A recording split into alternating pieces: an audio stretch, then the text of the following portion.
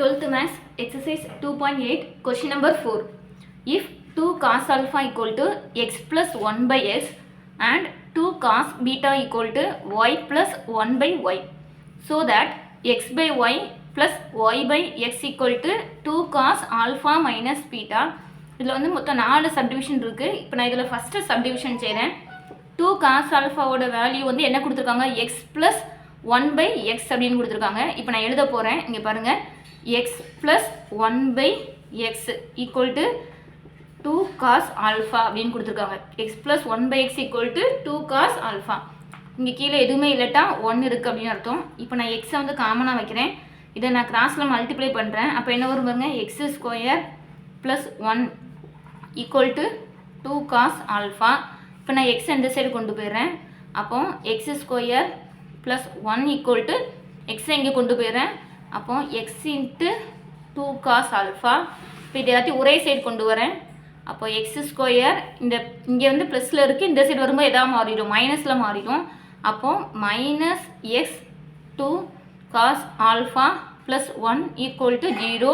இப்போ நம்ம ஒரு ஈக்குவேஷன் ஃபார்மில் இருக்குது. இதிலிருந்து இதோட சொல்யூஷனை வந்து நம்ம கண்டுபிடிக்கணும்னு அர்த்தம். இப்போ இது என்ன ஃபார்மில் இருக்குது அப்படின்னு பாருங்கள், ax square plus bx plus c equal to 0. இப்போ a அப்படின்னா எக்ஸ் ஸ்கொயரோட கோஎஃபிஷியன்ட், அதாவது எக்ஸ் ஸ்கொயரோட கெழு என்ன இருக்கோ அதுதான் வந்து a அப்படின்னு அர்த்தம். அப்போ a வந்து இங்கே என்ன இருக்குது, எதுவுமே இல்லை அப்படின்னா 1 இருக்குது அப்படின்னு அர்த்தம். b வந்து எக்ஸோட கோஎஃபிஷியன்ட், அது மைனஸ் இருக்குது, 2 cos alpha இருக்குது, மைனஸாக மறந்துடக்கூடாது. So minus 2 cos alpha c equal to 1. இப்போ நம்ம டி மெத்தடில் கண்டுபிடிப்போம். அப்படி டி மெத்தட் கண்டுபிடிக்க முடியல அப்படின்னா நம்ம ஒரு ஃபார்முலா மெத்தட் போடுவோம். ஞாபகத்தில் இருக்கா? அந்த ஃபார்முலா என்ன அப்படின்னா, x equal to minus b plus or minus root of b square minus 4ac by 2a. Formula சொல்லுங்கள். X equal to minus b plus or minus root of b square minus 4ac by 2a அப்படின்னு அர்த்தம். இப்போ நான் அந்த ஃபார்முலாவில் அப்படி substitute பண்ண போகிறேன். மைனஸ் பி அப்படின்னு இருக்குது. இங்கே பிக்கு வந்து ஆல்ரெடி ஒரு மைனஸ் இருக்கா, இப்போ மைனஸ் இன்ட்டு மைனஸ் ப்ளஸ்ஸாக மாறிடும். அப்போ என்ன போடணும் பாருங்கள், பிக்கு பதிலாக 2 cos alpha plus or minus b square. B ஸ்கொயர்னா பிக்கு பதிலாக என்ன இருக்குது, minus 2 cos alpha the whole square minus 4 into a. ஏன்னா என்ன போடணும், 1. சினா என்ன போடணும் பாருங்கள், 1 பை 2a. அப்போ 2 இன்ட்டு 1. இது வரைக்கும் புரிஞ்சுதா? இப்போ அடுத்தால பாருங்கள், எக்ஸ் ஈக்குவல் டு என்ன இருந்துச்சு, 2 cos alpha. அப்போ 2 cos alpha plus or minus root of, இந்த மைனஸை ஸ்கொயர் பண்ணால் அது ப்ளஸ்ஸாக மாறிடும். 2 ஸ்கொயர் அப்படின்னா என்ன வரும், 4. இது என்ன வரும் பாருங்கள், காஸ் ஸ்கொயர் ஆல்ஃபா. அப்போ நான் என்ன போட போகிறேன் பாருங்கள், மைனஸை ஸ்கொயர் பண்ணால் ப்ளஸ்ஸாக மாறிடும், 2வை ஸ்கொயர் பண்ணால் 4.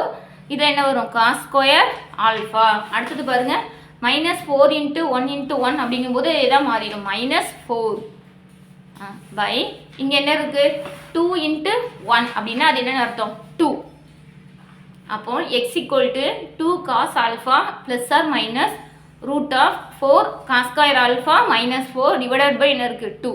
அப்போ x equal to 2 cos alpha plus or minus, இந்த ரெண்டுலேயும் நீங்கள் எதை காமனாக எடுக்கலாம் அப்படின்னா 4ஐ காமனாக வெளியே எடுக்கலாம். அப்போ 4ஐ எடுத்துட்டேன் அப்படின்னா உள்ளே என்ன இருக்குது, cos square alpha minus 1 divided by 2. அப்போ x equal to 2 cos alpha plus or minus 4. இதுக்கு நமக்கு ஒரு ஃபார்முலா தெரியும். நான் அந்த சைடில் எழுதுகிறேன் பாருங்கள். நமக்கு எல்லாருக்கும் தெரிஞ்சது என்ன அப்படின்னா, சைன் ஸ்கொயர் தீட்டா ப்ளஸ் காஸ்காட் தீட்டா ஈக்குவல் டு 1 அப்படின்னு நமக்கு தெரியும். சைன் ஸ்கொயர் தீட்டா ப்ளஸ் காஸ்காட் தீட்டாவோட வேல்யூ வந்து என்னன்னு தெரியும், 1 அப்படின்னு தெரியும். இப்போ வந்து நீங்கள் என்ன இருக்குன்னு பாருங்களேன், காஸ் ஸ்கொயர் மைனஸ் 1 அப்படின்னு இருக்குது. ஸோ நான் இந்த காஸ் ஸ்கொயர் தீட்டாவை இங்கே வச்சுக்கிறேன். இந்த ப்ளஸ் 1 இந்த சைடு கொண்டு வந்துடுறேன், மைனஸ் 1. அப்போ இங்கே இருக்கிற சைன் ஸ்கொயர் தீட்டா இங்கே வரும்போது என்ன வரும், மைனஸ் சைன் ஸ்கொயர் தீட்டா அப்படின்னு வரும். அப்போ காஸ் ஸ்கொயர் தீட்டா மைனஸ் 1 அப்படின்னா அதோட வேல்யூ வந்து என்ன வருது, மைனஸ் சைன் ஸ்கொயர் தீட்டான்னு வருது. அப்போ அதே நம்ம இங்கே போட்டோம் அப்படின்னா காஸ் ஸ்கொயர் ஆல்ஃபா மைனஸ் 1 அப்படின்னா அதுக்கு பதிலாக நம்ம என்ன போடலான்னு பாருங்களேன், மைனஸ் சைன் ஸ்கொயர் ஆல்ஃபா அப்படின்னு போடலாம் பை 2. அடுத்தது பாருங்கள், x equal to 2 cos alpha plus or minus root of 4. இப்போ இதை நான் இந்த sine square alpha minus sine square alpha இருக்கா, நான் உங்களுக்கு புரியணுங்கிறதுக்காக ஒரு ஸ்டெப் எழுதுறேன் பாருங்களேன். சைன் ஸ்கொயர் ஆல்ஃபா இன்ட்டு -1 அப்படின்னு எழுதி வைக்கிறேன். ஏன்னா மைனஸ் சைன் ஸ்கொயர் ஆல்ஃபாவை நான் எப்படி எழுதி வைக்கிறேன்னு அர்த்தம், sine square alpha into -1 divided by 2. இப்போ x equal to 2 cos alpha plus or minus 4 sine square alpha. இந்த -1 அப்படிங்கிறத நம்ம காம்ப்ளெக்ஸ் நம்பரை பொறுத்த வரைக்கும் நம்ம என்னன்னு சொல்லுவோம், ஐ ஸ்கொயர் அப்படின்னு சொல்லுவோம். ஞாபகத்தில் இருக்கா, ஐ ஸ்கொயரோட வேல்யூ வந்து -1 அப்படின்னு அர்த்தம். அதனால் இந்த -1 அப்படிங்கிறத நான் என்னென்னு போட்டிருக்கேன்னு அர்த்தம், ஐ ஸ்கொயர் அப்படின்னு போட்டிருக்கேன். இதில் பாருங்கள், முதல்ல மைனஸ் சைன் ஸ்கொயர் ஆல்ஃபான்னு இருந்துச்சு, அதை வந்து நான் சைன் ஸ்கொயர் ஆல்ஃபா இன்ட்டு -1 அப்படின்னு எழுதி வச்சுக்கிறேன். -1 அப்படிங்கிறது வந்து காம்ப்ளெக்ஸ் நம்பரை பொறுத்த வரைக்கும் ஐ ஸ்கொயர் அப்படின்னு அர்த்தம். அதனால் நான் ஐ ஸ்கொயர் போட்டிருக்கேன். டிவைடட் பை என்ன போடுறேன், 2.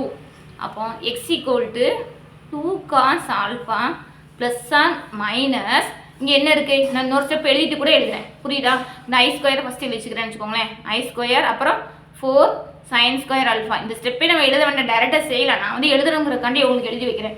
டிவைடட் பை என்னது 2. அப்போ x equal to 2 cos alpha plus or minus ஐ ஸ்கொயரை ரூட்லேயே